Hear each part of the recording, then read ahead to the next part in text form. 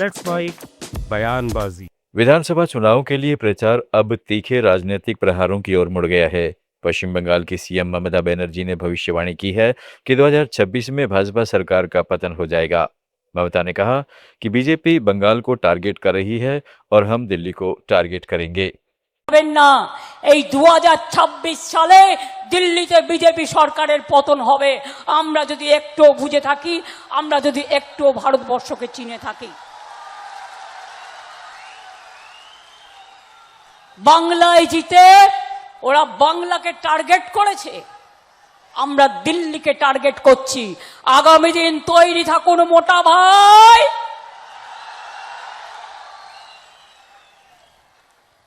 বিনাশকালে বুদ্ধিনাশ করে বাংলায় যা ক্ষতি করছেন, মানুষের জীবন কেড়ে নিচ্ছেন, এর বদলা ধর্মের কল বাতাসে নড়ে। আপনারা দেখবেন হঠাৎ করে আচমকা নিজেরাই নিজেদের পতন ঘটাবেন। আমরা অপেক্ষা করব সেই দিনটার জন্য। তাই বলি যতই করো হামলা, যতই করো হামলা, যতই। उधर पीएम मोदी ने केरलम के तिरुवल्ला में प्रचार के दौरान नॉर्थ ईस्ट और गोवा में ईसाई समाज की भूमिका का जिक्र किया। उन्होंने कहा है कि नॉर्थ ईस्ट में पिछले 60 सालों में जो विकास कार्य नहीं हो सके थे, एनडीए की सरकार ने करके दिखाया है। मोदी ने कहा है कि केरलम में भी एनडीए की सरकार बनी तो उसे विकास की नई ऊंचाइयों पर पहुंचा देंगे। नॉर्थ ईस्ट में ईसाई समाज की संख्या बहुत है।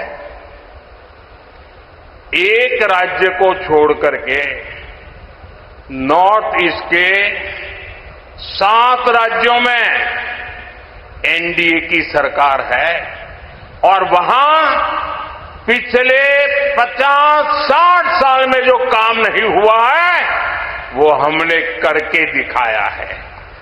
गोवा में ईसाई समाज निर्णायक है। गोवा के अंदर लगातार बीजेपी की सरकार, एनडीए की सरकार है। गोवा विकास की नई ऊंचाइयों को छू रहा है। केरल में भी एनडीए सरकार बनेगी तो विकास की नई ऊंचाइयों को पाएंगे।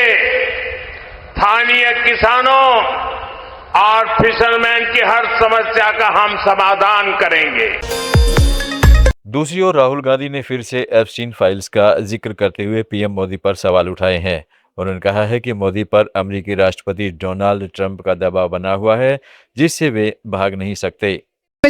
I know because when I started to say this in Parliament House in the Lok Sabha and you can watch the video, the Prime Minister ran away from there. കാരണം ഞാൻ എന്താ ഇത് പറയുന്നതെന്നറിയോ? നിങ്ങൾക്ക് ആ വീഡിയോ കാണാം. ഞാൻ ഈ വിഷയത്തെ പറ്റി സംസാരിക്കാൻ പാർലമെന്റിൽ എഴുന്നേറ്റ സമയത്ത് ഇന്ത്യൻ പ്രധാനമന്ത്രി പാർലമെന്റിൽ നിന്ന് ഓടി ഒളിക്കുകയാണ് ചെയ്തത്. You watch.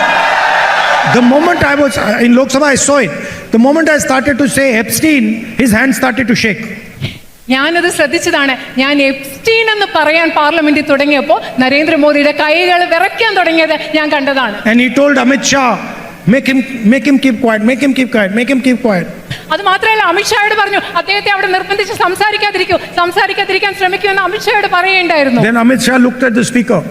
അത് അന്നേരം അമിത്ഷാ അത് സ്പീക്കറിനോട് പറഞ്ഞു. And for 4 hours they did not let me speak. എന്നിട്ട് 4 മണിക്കൂർ അവരെന്നെ സംസാരിക്കാൻ സമ്മതിച്ചതേയില്ല. And then after that Modi ran away. അതിനുശേഷം മോദി പാർലമെന്റിൽ നിന്ന് ഓടിപ്പോയാ ചെയ്തത്. But the problem for Modi is that Modi cannot run away from Trump. പക്ഷെ നരേന്ദ്രമോദിയുടെ പ്രശ്നം എന്താണെന്നറിയാം? ഇന്ത്യൻ പാർലമെന്റിൽ നിന്ന് ഓടി കളിക്കാം, പക്ഷെ ട്രംപിന്റെ അടുത്തുനിന്ന് ഓടി കളിക്കാൻ നരേന്ദ്രമോദിക്ക് ആവില്ല. That is why he signed the US-India deal and gave away Indian agriculture, gave away Indian business, gave away India's oil security, gave away India's data to America. Rahul Gandhi ने कहा कि जो भी भाजपा और आरएसएस पर सवाल उठाता है उसे टारगेट किया जाता है। उन्होंने केरलम के सीएम पिनराई विजयन पर भी आरोप लगाए कि वे अपने भ्रष्टाचार के कारण केंद्र के साथ समझौता कर चुके हैं। You know that anybody who attacks the BJP and the RSS is brutally attacked. നിങ്ങൾക്കറിയാം, ബിജെപിയും ആർഎസ്എസിനെയും ആക്രമിക്കുന്ന, അവർക്കെതിരെ പറയുന്ന എല്ലാവരെയും ക്രൂരമായിട്ടാണ് അവർ തിരിച്ചാക്രമിക്കുന്നത്. I've got 36 cases against me. They took away my government house. They took away my Lok Sabha membership. I'm on bail. I've been interrogated for 55 hours by the ED. അതുപോലെ തന്നെ ഞാൻ അവരെ ആക്രമിക്കുന്ന ഉടനെ അവരെന്റെ ഔദ്യോഗിക വസതിയിൽ നിന്ന് എടുത്തു മാറ്റി, എന്റെ ലോക്സഭാ അംഗത്വം റദ്ദാക്കി. ഞാൻ ഇവിടെ ജാമ്യത്തിലാണ് നിൽക്കുന്നത്. അതുമാത്രമല്ല 55 മണിക്കൂറുകൾ നിർത്താതെയാണ് എൻഫോഴ്സ്മെന്റ് ഡയറക്ടറേറ്റ് എന്നെ ചോദ്യം ചെയ്തത്. I want to ask the left front workers and genuine left front leaders, why has your leader, your chief minister, never been interrogated? ഞാനൊന്ന് ഇവിടുത്തെ ഇടതുപക്ഷ ജനാധിപത്യ മുന്നണിയുടെ പ്രവർത്തകരോടും ആത്മാർത്ഥമായി പ്രവർത്തിക്കുന്ന ഇടതുപക്ഷ മുന്നണിയുടെ നേതാക്കളോടും ഒരു ചോദ്യം ചോദിക്കട്ടെ. Why are his children not attacked? എന്തുകൊണ്ടാണ് കേരളത്തിലെ മുഖ്യമന്ത്രിയും അദ്ദേഹത്തിന്റെ കുട്ടികളെയും ചോദ്യം ചെയ്യാത്തത്, അവർ ആക്രമിക്കപ്പെടാത്തത്? Why is the CBI, the ED, the Income Tax Department not attacking them? എന്തുകൊണ്ടാണ് സിബിഐയും ഇഡിയും ഇൻകം ടാക്സ് ഡിപ്പാർട്ട്മെന്റും അവരെ ആക്രമിക്കാത്തത്? You might not be able to say it in your party, but you know it better than me.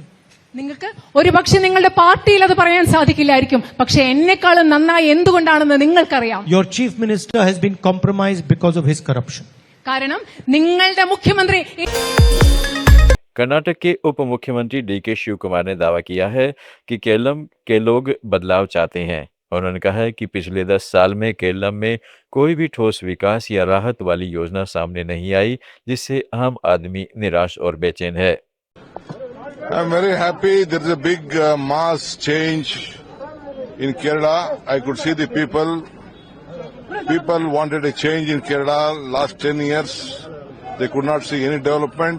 All the youths are on the streets without employment. Today this state has to develop. All of them are going all over the world for employment. No, in any section there is no development. Without development, no state can progress. That is why people wanted a change. In parliament, they have given a massive victory. In local bodies, they have given a massive victory. And in assembly also, they will give a massive victory for the change, for the development of these people. I am confident Rahul Gandhi, Priyanka Gandhi and Mallikarjun Kharge ji has given 5 Indira guarantees which will change the lives of the common man. I thank all the people of Kerala for supporting us.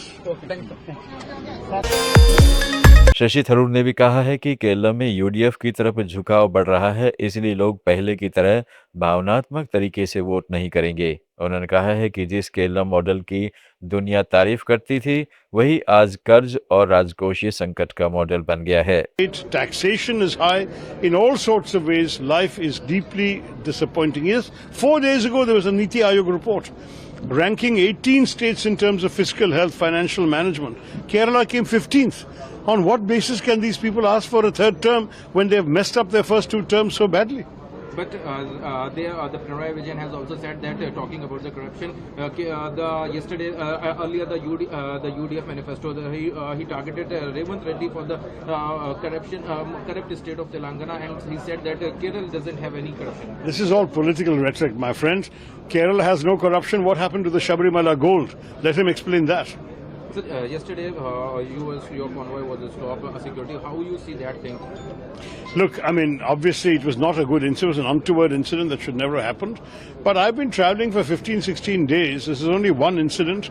We have put it behind us. We are moving on. There's still 4 days left of the campaign. We are not going to change anything. We're going to travel every... Assam के मुख्यमंत्री हेमंत बिस्व शर्मा ने चुनाव प्रचार के दौरान संवैधानिक और कानूनी सुधारों की बात की है। उन्होंने कहा है कि यूसीसी बिल आने वाला है, जिसके तहत पारिवारिक और नागरिक कानूनों में समानता लाने की दिशा में आगे बढ़ा जाएगा। यूसीसी बड़ा चेंज असम में लाएगा। अमित शाह ने सीधे ऐलान कर दिया है कि यूसीसी आएगा। बहुत कुछ आने वाला है। यूसीसी आने वाला है, इमिग्रेंट एक्सपल्शन एक्ट आने वाला है, बिल अगेंस्ट लाभ जिहाद आने वाला है, बहुत कुछ आने वाला है। राहुल गांधी आपको राजस्थान के पूर्व मुख्यमंत्री अशोक गहलोत ने इंतजार शास्त्र के नए एपिसोड में जोधपुर की नई सड़क पर बन रही मल्टी लेवल पार्किंग का मुद्दा उठाया। उन्होंने भजनलाल सरकार से पूछा कि इस प्रोजेक्ट को ठंडे बस्ते में क्यों डाला गया। गहलोत ने कहा कि 2013 में शिलान्यास के बाद भाजपा सरकार ने 5 साल तक प्रोजेक्ट को ठंडे बस्ते में डाल दिया और दिसंबर 2024 तक पूरा होने वाला काम अभी भी अधर में लटका है। नई सड़क मल्टी लेवल पार्किंग। जोधपुर की नई सड़क की भीड़ भाड़ वाली जगह पर पार्किंग की जगह उपलब्ध करवाने के लिए वर्ष 2013 में 675 वाहनों की पार्किंग उपलब्ध करवाने की परियोजना शुरू की गई। इसके लिए लगभग 2317 वर्ग मीटर जगह एवं पहले फेज के लिए 28 करोड़ रुपए आवंटित किए गए। यह जगह पुलिस कंट्रोल रूम की थी, इसलिए पार्किंग का काम पूरा होने के बाद यहाँ पुलिस कंट्रोल रूम की नई इमारत भी बनाई जाएगी। परंतु 2013 में सत्ता परिवर्तन के बाद आई भाजपा सरकार ने काम रोक दिया और 5 साल तक काम बंद रहा। कांग्रेस सरकार आने के बाद पुनः इस प्रोजेक्ट पर ध्यान दिया गया, परंतु कोविड के कारण 2022 में पुनः शुरू हुआ। यह काम अक्टूबर 2024 तक पूरा होना था, परंतु भाजपा सरकार के लेट लतीफी के कारण इसकी तारीख फरवरी 2026 तक बढ़ा दी गई। वर्तमान स्थिति को देखकर लगता नहीं कि यह काम 2026 में भी पूरा हो सकेगा। राघव चड्ढा ने आम आदमी पार्टी के नेताओं की ओर से उन पर लगाए गए आरोपों पर अपनी सफाई दी है। राघव चड्ढा ने कहा है कि पार्टी ने मुख्य चुनाव आयुक्त के खिलाफ लाए गए महाभियोग पर हस्ताक्षर करने को लेकर उससे कोई बात नहीं की थी। पर आपसे बात करना चाहूंगा। पहला आरोप कि जब ऑपोजिशन पार्लियामेंट से वॉकआउट करता है, सदन से वॉकआउट करता है, तो राघव चड्ढा वहीं बैठे रहते हैं, वो वॉकआउट नहीं करते। यह सरासर झूठ है, सफेद झूठ। मैं चुनौती देता हूं, एक इंस्टेंस, एक दिन ऐसा बताइए जब ऑपोजिशन ने वॉकआउट किया हो और मैंने उनका साथ ना दिया हो, मैं साथ में वॉकआउट नहीं किया हो। और पार्लियामेंट में तो हर जगह सीसीटीवी कैमरा है, आप सीसीटीवी कैमरा निकाल कर दिखा दीजिए, दूध का दूध और पानी का पानी हो जाएगा। दूसरा आरोप लगाया कि राघव चड्ढा ने चीफ इलेक्शन कमिश्नर के इंपीचमेंट मोशन पर, यानी कि मुख्य चुनाव आयुक्त को हटाने वाली जो याचिका थी, उस पर साइन करने से मना कर दी। दूसरा सफेद झूठ। ना मुझे आम आदमी पार्टी के किसी भी नेता ने इस मोशन पर साइन करने के लिए कहा, ना औपचारिक तौर पर कहा, ना अनौपचारिक तौर पर कहा। और आम आदमी पार्टी के राज्यसभा में कुल 10 सांसद हैं, जिनमें से 6 या 7 सांसदों ने इस मोशन पर खुद ही साइन नहीं किया। तो भला इसमें मेरी क्या गलती? खाली सारा दोष मुझ पर ही क्यों मढ़ा जा रहा है? और इस मोशन के लिए राज्यसभा में कुल 50 सिग्नेचर चाहिए होते हैं, यानी कि 105 विपक्षी सांसदों में से मात्र 50 सिग्नेचर से ये याचिका पूरी हो जाती। तो इतना शोर क्यों? और तीसरा आरोप जो मुझ पर लगाया गया वो ये था कि राघव चड्ढा डर गए हैं और इसलिए वो बेकार मुद्दे उठाते हैं।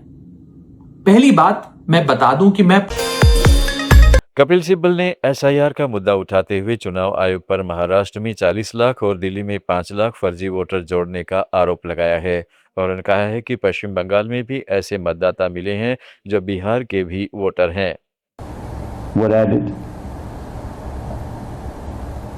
And like this, several voters, by following Form 6 forms, were added.